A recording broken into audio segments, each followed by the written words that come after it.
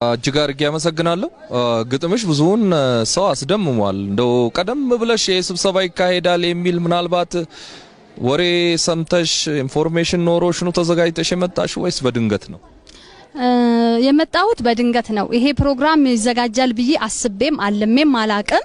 ነገር ግን ብዙ ጊዜ በሚሰማኝ ነገሮች ላይ ራሴን እየገነባሁ ነው ያለሁት። በቤቴ ሆኜ ራሴን ሞራሌን እየጠበቅኩኝ ነው ያደኩት። በኦሮሞነቴ እንድኮራ ራሴን በራሴ እያነጽኩኝ ለዚህ ያበቃኝ ራሴን በራሴ በመገንባቴና በኦሮሞነቴ እንድኮራ ራሴን የታገልኩ እንደምታወቀው አዲስ አበባ ተወልዶ ማደግ በጣም አስከባድ ነው ለኦሮሞ ልጅ እና የኔ ትግል የጀመረው ትምህርት ቤት ውስጥ ባያቶቼ ስም በመሳቅ እንደዛ ከዛ የተነሳ እና ሰዎች የሚሰጡኝ ኮሜንት በጣም በኦሮሞነቴ ዝቅ አድርገው ሲያዩኝ እኔ በመጠንከር ራሴን በማቋቋምና እንድኮራበት በማድረግ አዲስ አበባ ቦሌ 22 ተወልጄ አድጌ እጅግ በጣም ከፍተኛ ስሜት አለኝ። ኦሮሞነቴን መግለጽ በኦሮምኛ ቢያቅተኝ እንኳን ውስጤን በመናገረው ቋንቋ ራሴን እየጠገንኩ እየገነባው ለዚህ በቅቻለሁና ዛሬ እጅግ በጣም ተደስቻለሁ።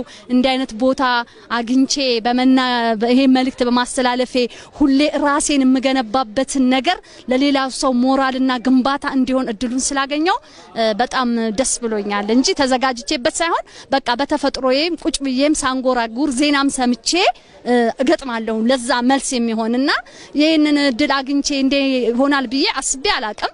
ግን ራሴን ብዙ ጊዜ ብዙ ነገሮችን ያሳለፍኩበት ብቸኝነት ሲሰማኝ የ60 ሚሊዮን የኦሮሞ ልጅ ሙነቴን እያሰብኩ ምጽናናበት ብዙ ነገሮች ስለሆኑ ሰዎችም ሲሰድቡኝ ማንነቴን በትክክለኛው በውስጥ እየቀረጽኩ ስለኖርኩኝ ጠቅሞኛል። ራሴን የገነባው ማንንም ሳይመክረኝ ማንንም ሳይሰብከኝ ራሴን በራሴ በኦሮሞነቴ በማንነቴ እንድኮራ የህዝብ ልጅ መሆኔን ነው ማቀው። አንቺ የአዲስ አበባ ልጅ ነሽ ብሄር የለሽም ሲሉ ነው እኔ የፊንፊኔ ልጅ ብሄር ያለኝ የ60 ሚሊዮን የኦሮሞ ልጅ ነኝ እያልኩ ነው። ሰውም ጓደኛም ሲሸሽህ ይሄን ያሰብክ ራስን እየታገልክ በቤት ውስጥ እንደገና እግዚአብሔር ፈቅዶ ለቄሮ ምስጋና ይግባው እችን ታይም በማግኘቴ ደግሞ በጣም ተደስቻለሁ። እንግዲህ መቼም ሁሉም ሰው ስለሚያውቀው ወደ ኋላ ሄጄ ሁሉም ሰው ስንል ምናልባት እዚህ ከተማ አዲስ አበባ ምንለው ከተማ ወይም ኦሮሞ ፊንፊኔ የሚለው ከተማ ውስጥ ተወልዶ ያደገ አንቺ እንዳልሽው ሁሉንም ነገር ያውቃል። ለምሳሌ እኔ ከ3ኛ ክፍል ጀምሮ ወይም ኦልሞስት ከአንደኛ ክፍል ጀምሮ እስከ 12ኛም ሌላም ትምህርት እዚሁ ነው የተማርኩትና ታክሲ ውስጥ ቁጭ ብለን ስልክ ከኋላ ስናወራ እስካሁን ድረስ ሰው ወደ ኋላ ዞሮ ነው የሚያየን። 11ዱም ሰው ወደ ኋላ ነው ዞሮ የሚያየው። ይሄንን ለመሸሽ አንዳንዴ ገጠርም እየገባን አንዳንዴ እየተመለስን አንዳንዴ እየተደባደብንም አንዳንዴ ፖሊስ ጣቢያም እያደርን ዛሬ ደርሰናል።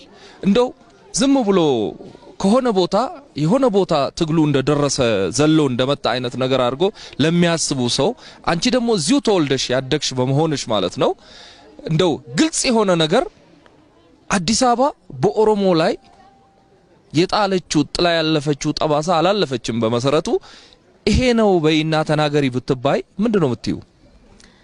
እኔ እጅግ በሚገርምህ ማለት ነው በጣም የሚገርምህ ነገር አዲስ አበባ ላይ ተወልዶ ማደግ ራሱን የቻለ የጭቆና ቀንበር መሸከም ነው። እኔ በመለው እንደውም አንዳንድ ሰዎች ኦሮሚያ ጭቆና ውስጥ ነው፣ አንድ ኦሮሞ ገበሬው መሃል ነው ያደገው፣ ማህበረሰቡ መሃል ነው ተወልዶ የሚያድገው። እኛ ከተለያየ ብሔረሰቦች መሃል ተወድገን አድገን የብዙ ብሔረሰቦች ተጽዕኖ በውስጣችን እያደረ እየተሸከምን አልፈን ኦሮሞነን ማለት ትልቅ ቻሌንጅ ነው። በቃ ትልቅ ትግል ነው። አንድ ሰው እኔ ኦሮሞ ነኝ ካለ አዲስ አበባ ላይ ተወልዶ ያደገ ልጅ በጣም ትልቅ ጎበዝ ታጋይ ነው ብዬ በራሴ አስባለሁኝ። ምክንያቱም ይሄን እንዳንል የሚያደርገን የሚያሸማቀቀን ምሳሌ የሚሰጥብን እንሰሳ በእኛ ስም የሚጠራብን እንዳንል የተደረጉ ብዙ የጠፎች ወንድሞና እህቶቼ ስላሉ በጣም ከባድ ነው።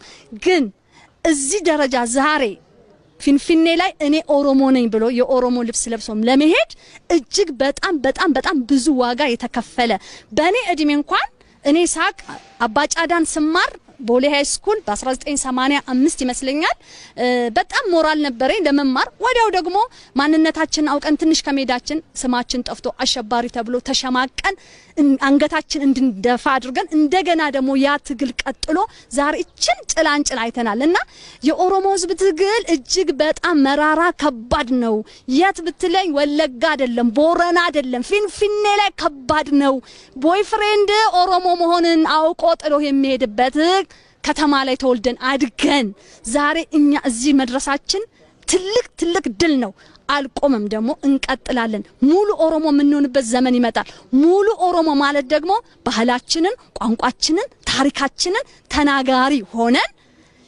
በሙሉ ኮንፊደንስ ከማንንም ጋር እኩል አይነት ስሜት እንዲሰማን ይሆናል በያስባለው የኦሮሞ ህዝብ ትግል እጅግ በጣም ብዙ ዋጋ የተከፈለበት መሆኑን አምናለው እኛም በራሳችን ባለን አቅም አዲስ አበባ ላይ ተወልደን አድገን ከፍለን ያሳለፍናቸው ተጽፎ ማያልቁ ስብናችን ማንነታችን ተሸማቀን አንገታችን ተደፍተን እንድናድግ የተደረገ ትግል አለ ስለዚህ ገና ነው ብዬ ነው ማስበው ግን ገና ነው ትግሉ ይቀጥላል ገና ነው እና ማንንም ሰው ከኦሮሚያ ክልል ውስጥ ተወልደ ያደገና አዲስ አበባ ላይ ተወልደ ያደገ ኦሮሞ ጭቆናው እኩል ደርሶታል ብዬ ግን አላምንም የፊንፊኔ ይበልጣል አሁንም ትግል የሚያስፈልገን ፊንፊኔ ላይ ነው እጅግ አርጌ አመሰግናለሁ በተመልካቾቻችን ስም ሌላ ጊዜ ደግሞ በሰፊው ተገናኝተን ያለውን ሁኔታ እንዲሁ በስቱዲዮም በሌላ ቦታም እንደው ለሌላም ሰው ትምርት ከሆነ ትምርት ምንሰጥበት እንደው ግጥሞችሽም ወደ ቴሌቪዥናችን ብታመጪ ደስ ይለናል እጅግ አርጌ አመሰግናለሁ እሺ እኔም በጣም አመሰግናለሁ እኔ እንግዲህ ተወልጄ ያደግኩት ቦሌ